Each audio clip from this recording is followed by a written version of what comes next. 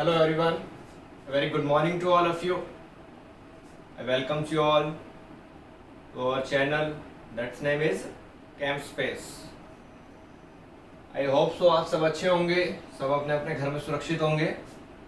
और जैसा कि आप सबने लास्ट लेक्चर्स अटेंड किए हैं, आप लास्ट लेक्चर्स देखते रहे हैं, तो आप लोग जानते हैं कि हम लोग क्लास 11th और 12th के कुछ लेक्चर्स डिस्कस ऑलरेडी कर चुके हैं। उसी कंटिन्यूड सीरीज के अंदर हम लोग आगे बढ़ रहे हैं और उसके अंदर ही हम आज क्लास 12th का एक लेक्चर जरा डिस्कस करने वाले हैं। क्लास 12th के एक लेक्चर के बारे में हम डिस्कस करेंगे, जो कि हम सॉल्यूशन चैप्टर पढ़ रहे हैं। वहाँ पर अब सॉल्यूशन चैप्टर पढ़ रहे हैं तो वहाँ पर हमने सॉल्युबिलिटी की लास्ट लेक्चर में कुछ बातें की है। लास्ट वीडियो अगर आपने नहीं देखी है तो आप देख सकते हैं वहाँ पर जाकर के। तो सॉल्युबिलिटी की कुछ बातें की हमने वहाँ पर। सॉल्युबिलिटी हमने पढ़ा था वहाँ पर, सॉलिड इन लिक्विड वाली सॉल्युबिलिटी के बारे में पढ़ा था हमने। Next is gas in liquid की सॉल्युबिलिटी के बारे में डिस्कस किया हमने। अब थर्ड आता है vapour pressure of liquid solutions. अब थर्ड पॉइंट आ जाता है हमारे पास वेपर प्रेशर ऑफ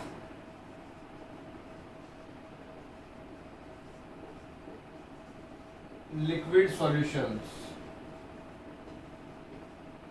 तो सबसे पहले तो बेटा जी आप लोगों को ये पता होना चाहिए कि लिक्विड सॉल्यूशंस कौन से होते हैं।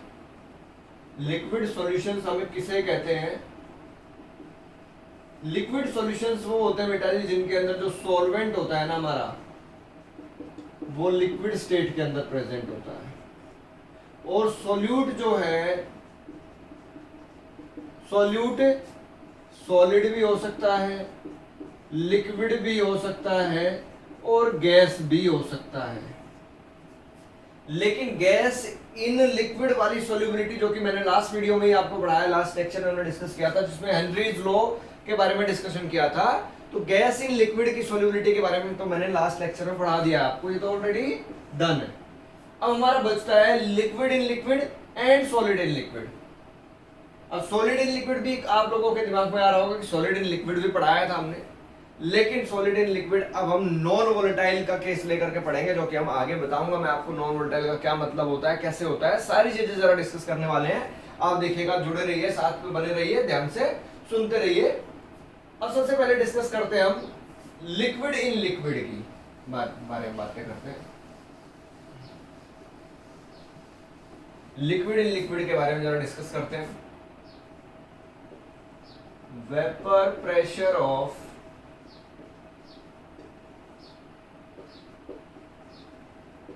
Liquid in liquid solutions.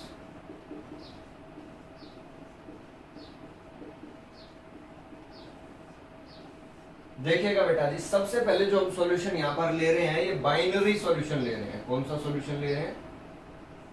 Binary solution है। बाइनरी सॉल्यूशन का मतलब होता है ऐसे सॉल्यूशन जिसके अंदर दो कंपोनेंट्स होते हैं। दो कंपोनेंट्स में से एक क्या होता है? सॉल्वेंट होता है और एक सॉल्यूट होता है हमारा। सॉल्यूट और सॉल्वेंट टू कंपोनेंट सिस्टम के बारे में हम जरा डिस्कस कर रहे हैं यहाँ पर। बाइनरी सॉल्यूशन का जरा डिस्कशन चल रहा है हमारे यहाँ पर। तो देखते हैं क्या होता है। जब हमने बात किया तो लिक्विड इन लिक्विड, यानी कि यहाँ पर जो सॉल्यूट है वो भी क्या है?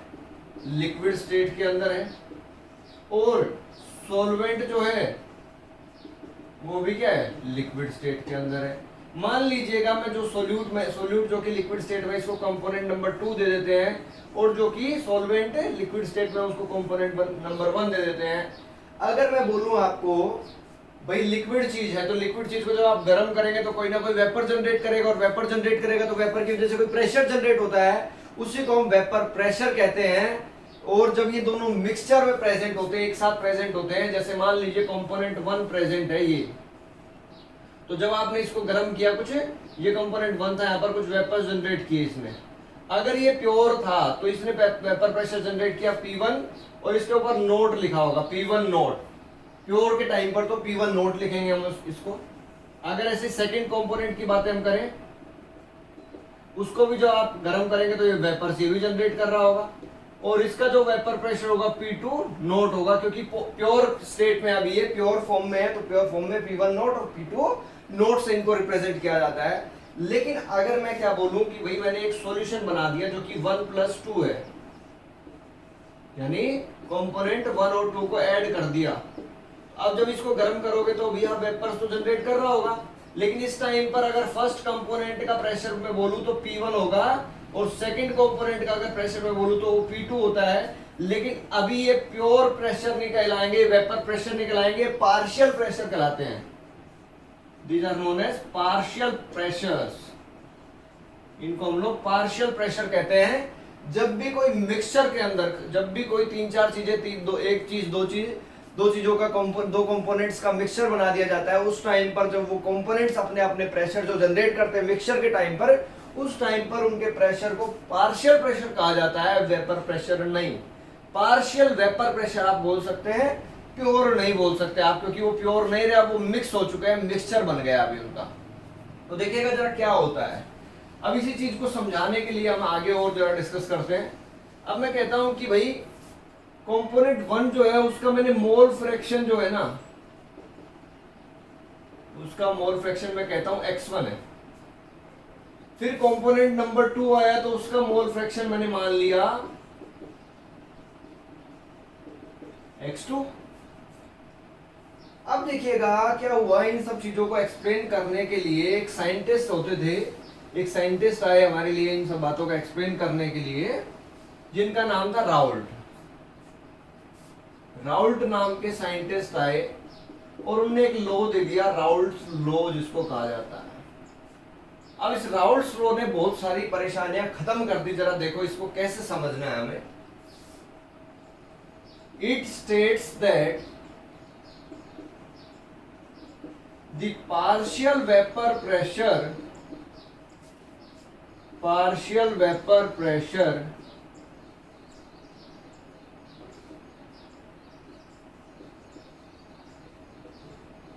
of a component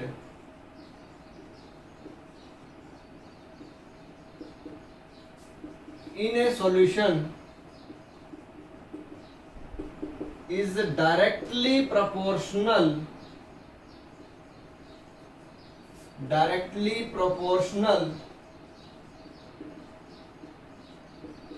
to its mole fraction in the solution।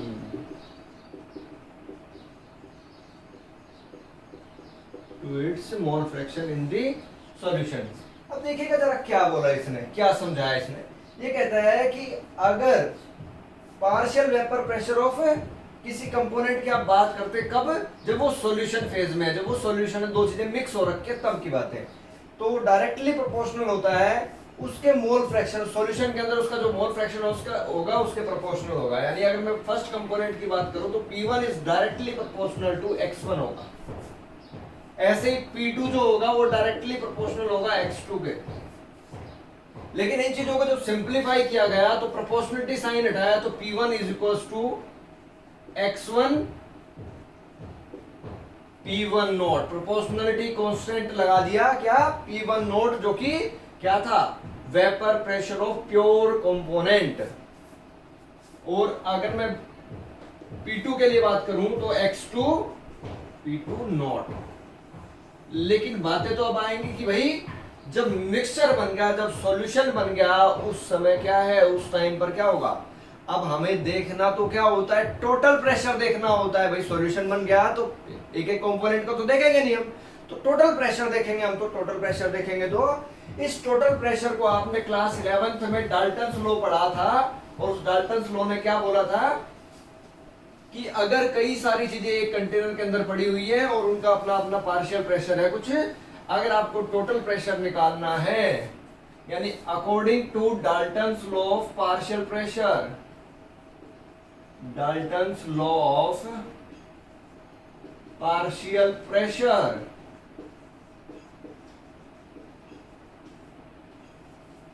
The total pressure, क्या बोला इनने, the total vapour pressure of a solution is the sum of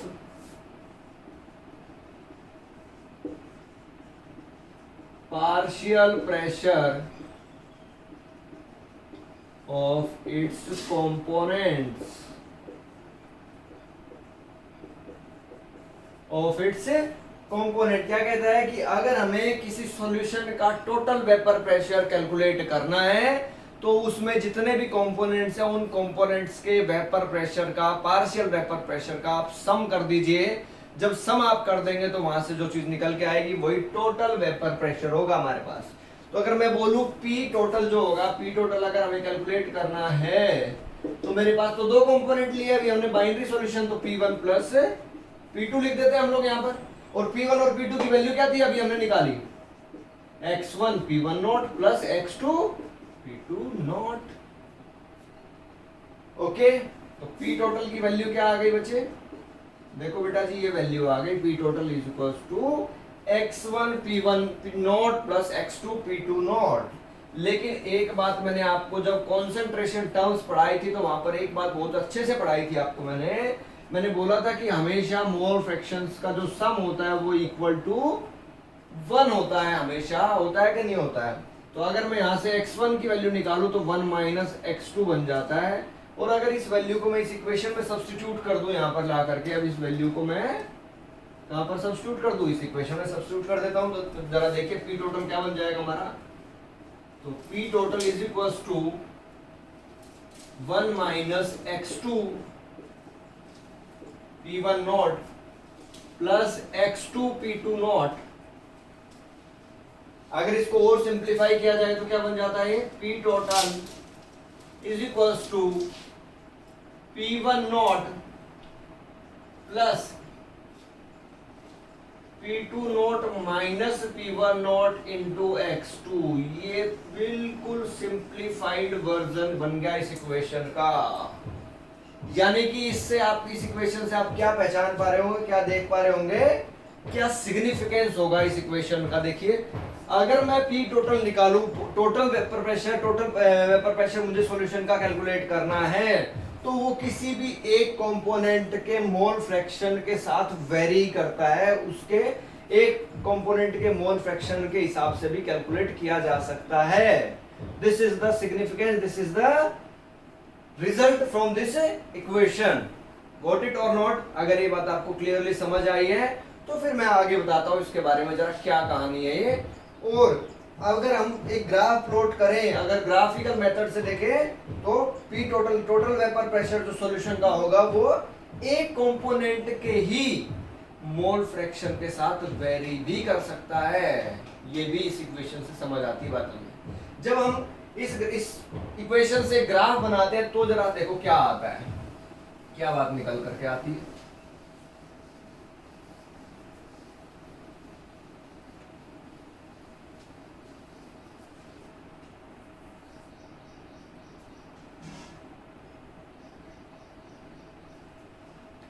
इस इक्वेशन से जरा एक ग्राफ बनाते हैं हम लोग।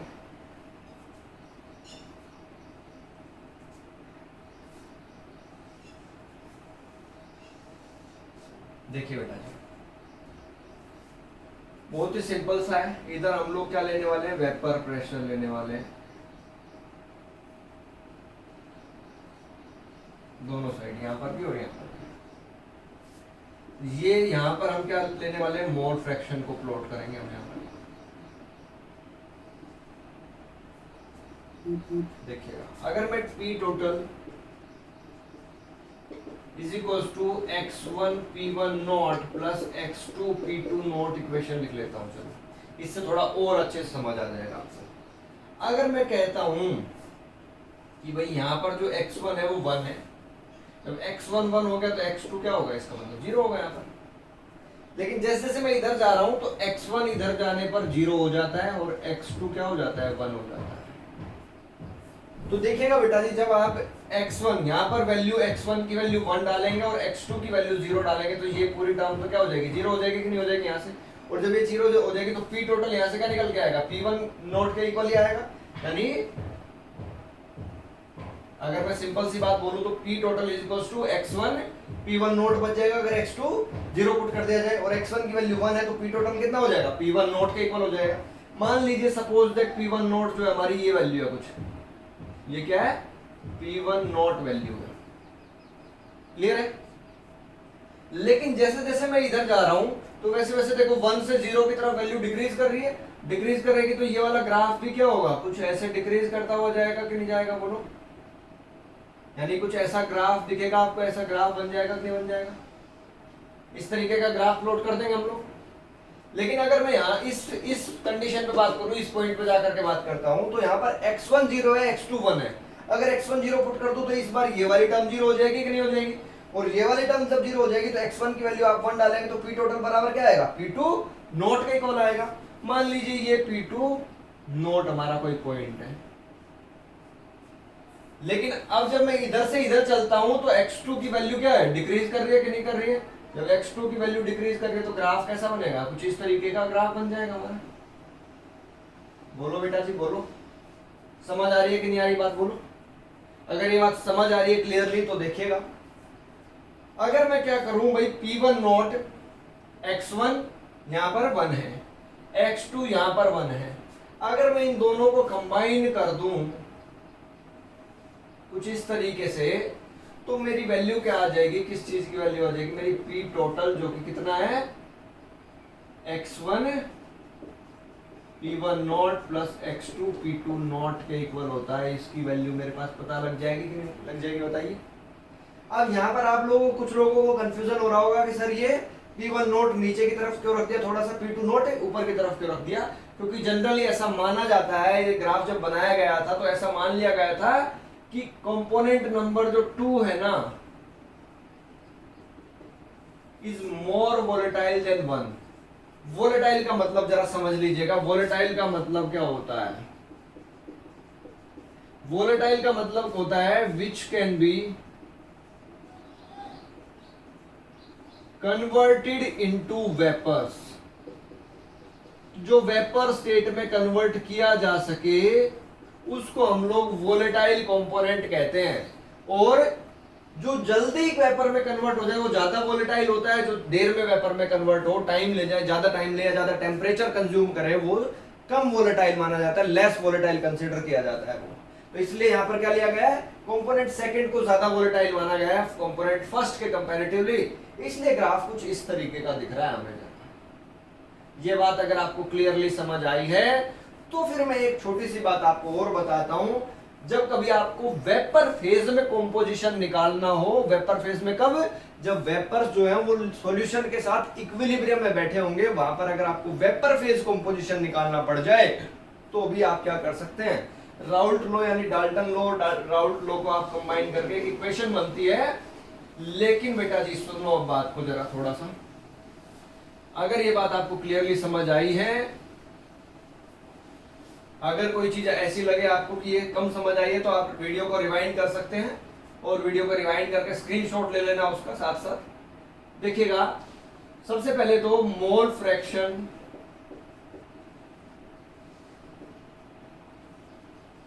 Of components 1 and 2 in vapour phase,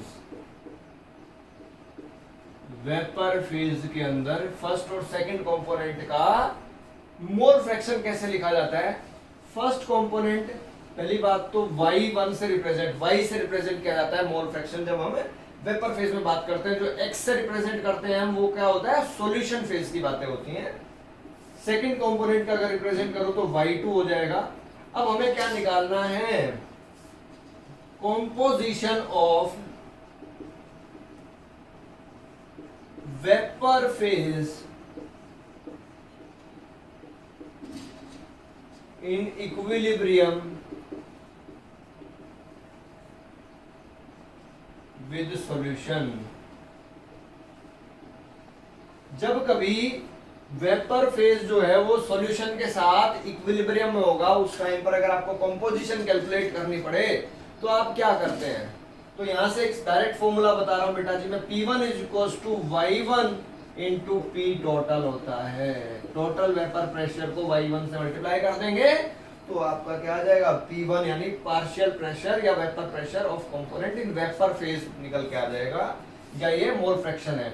ऐसे ही P2 की बातें आएंगी तो P2 Y2 into P total होता है। और अगर फिर आपसे पूछा जाए कि total vapour pressure in the total pressure in the vapour phase, तो P1 प्लस P2 से आप कैलकुलेट इजीली कर पाएंगे,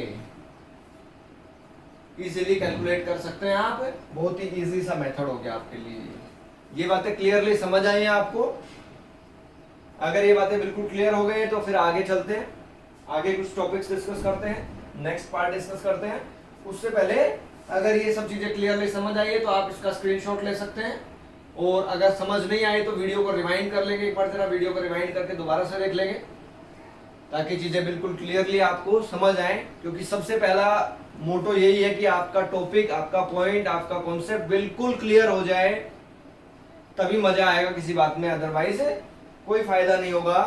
क्योंकि ये एक ऐसा ऑप्शन है, जब आप क्लास में पढ़ते हैं तो वहां पर आप रिवाइंड नहीं कर सकते चीजों को, यहाँ पर आप जितनी बार चाहे उतनी बार रिवाइंड कर सकते हैं। हम so many times you can rewind it back and again watch the video. Is it okay? देखिएगा, बात करते हैं हम।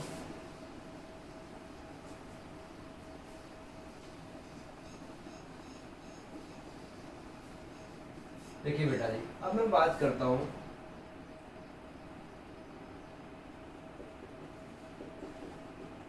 similarities and dissimilarities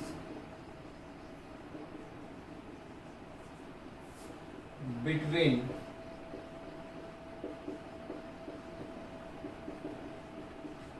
Raoult's law and Henry's law।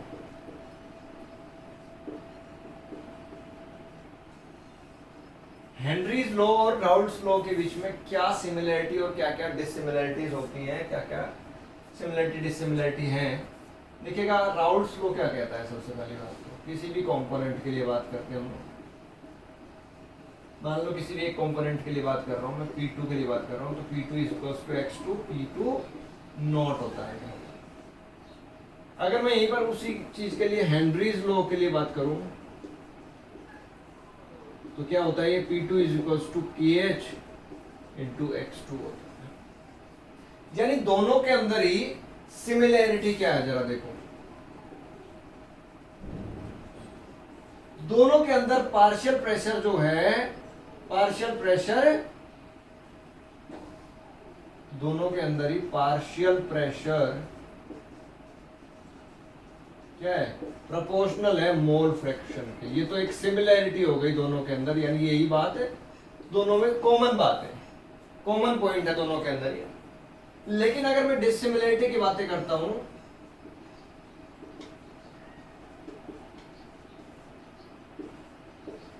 तो देखिएगा डिसिमिलैरिटी क्या है? Dissimilarity is the proportionality constant. Proportionality constant different है। राउल्ट्स लॉ के अंदर P होता है, P नोट होता है प्रोपोर्शनलिटी कांस्टेंट, और हेनरीज लॉ के अंदर KH है। अगर ये दोनों इक्वल हो जाए, P नोट और KH, हेनरीज लॉ कांस्टेंट और राउल्ट्स लॉ के अंदर जो प्रोपोर्शनलिटी कांस्टेंट हमने लगाया है, वो दोनों अगर इक्वल हो जाए तो समझ जाइएगा राउल्ट्स लॉ और हेनरी लॉ दोनों ही सेम हो जाएंगे। और जब ये ऐसा कभी होगा तो Raoult's law will become a special case of Henry's law. यानी जब भी P nought equal to KH होगा तो at that condition, that point of time, that condition will be known as a Raoult's law, as a special case of Henry's law. Got it और not? अगर ये बातें clearly समझ आई हैं तो इसके बाद एक जरा टॉपिक और पढ़ेंगे आज के लेक्चर में ही हम, क्योंकि ये सारा इंटरकनेक्टेड है आपस में, साथ साथ पढ़ेंगे तो आपको ज्यादा बेटर समझ आएगी चीजें।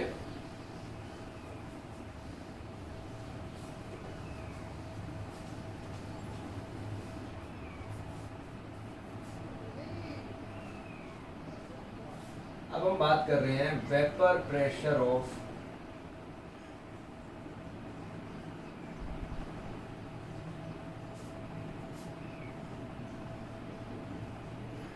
Solid in liquid.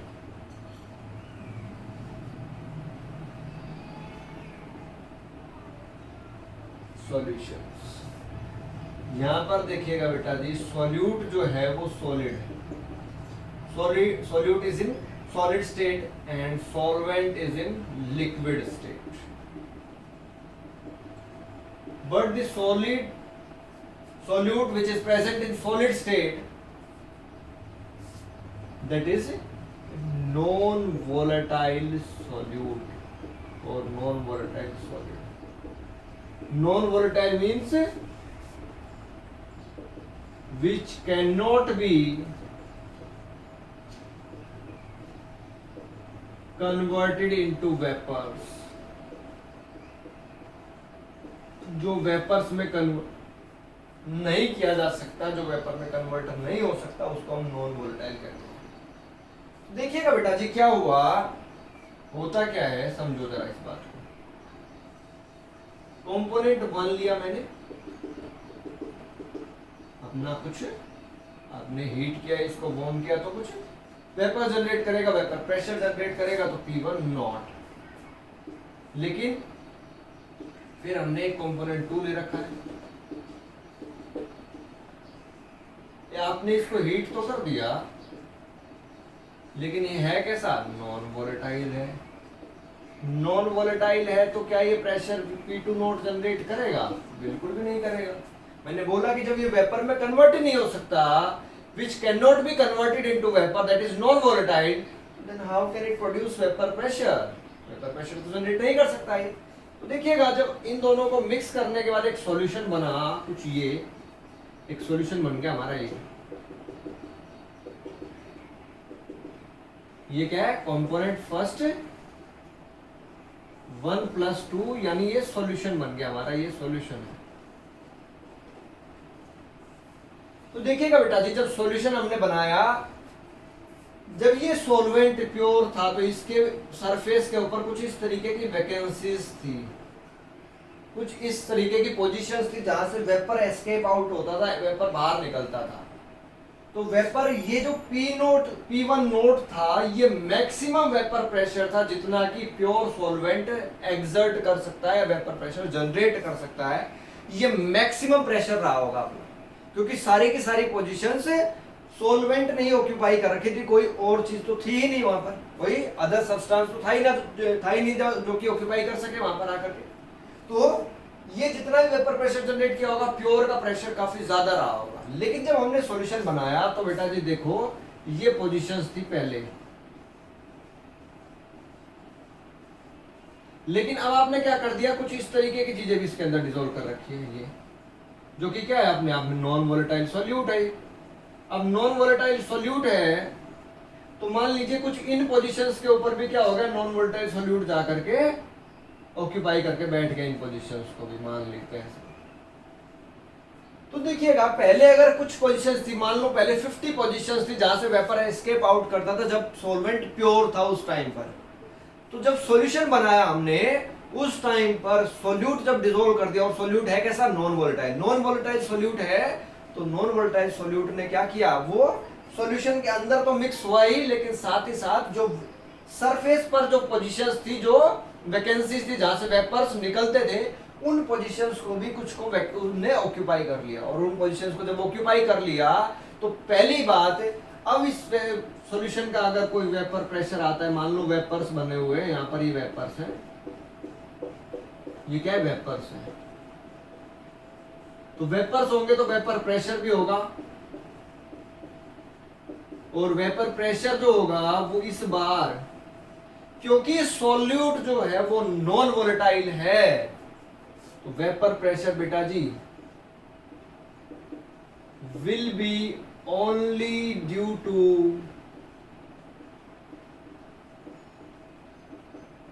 Solvent only.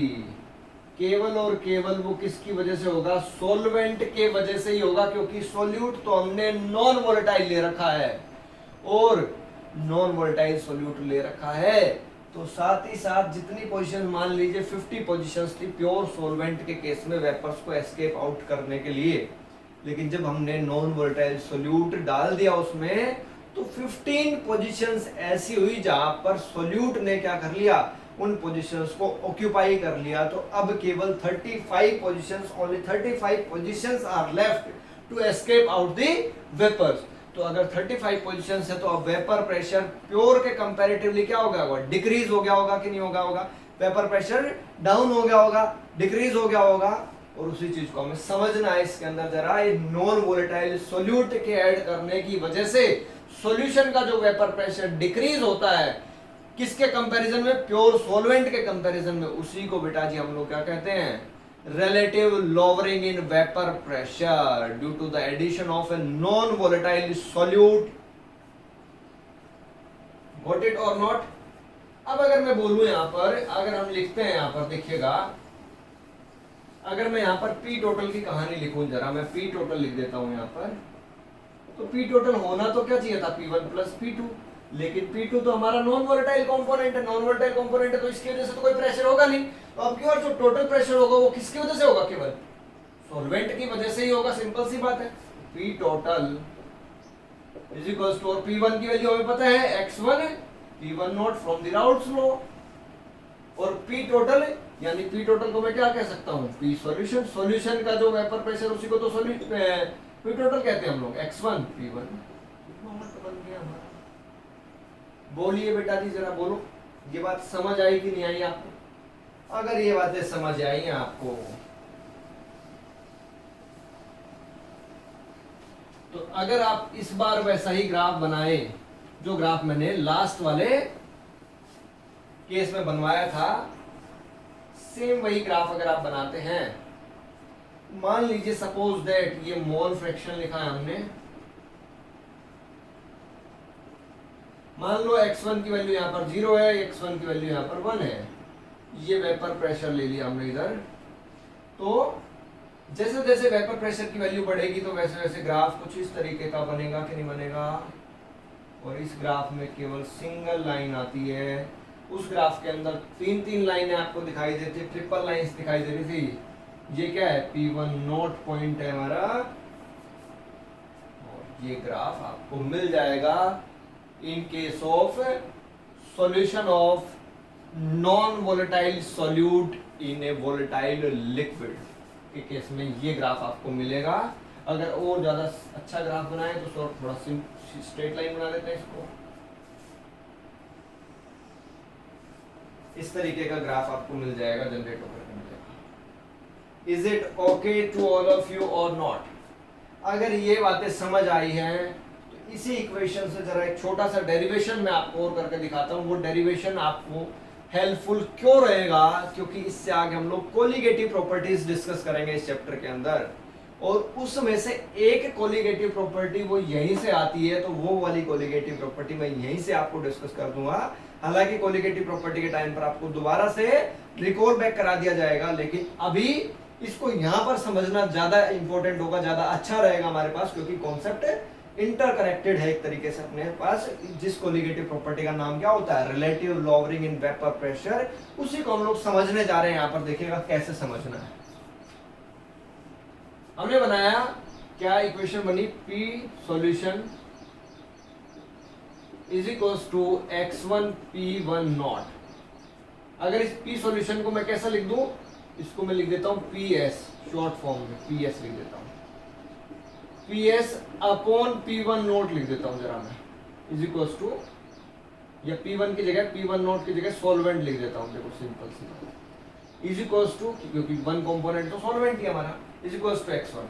अगर मैं दोनों इक्वेशंस को क्या कर दूं बेटा जी, देखो x1, दोनों इक्वेशंस को लेफ्ट साइड भी, दोनों साइड से इक्वेशन को, लेफ्ट साइड को राइट साइड को, दोनों साइड को 1 में से माइनस कर दूं, 1 में से सब्ट्रैक्ट कर दूं, तो क्या बनता है, देखो एलसीएम लेंगे हम लोग, P nought of solvent minus PS upon P nought solvent is equal to 1 minus of x1 क्या होगा, x2 का इक्वल हो जाएगा। अगर इसको और सिंपल फॉर्म में लिखे तो आप ऐसा भी लिख सकते हैं, P nought minus PS upon P nought is equal to x2।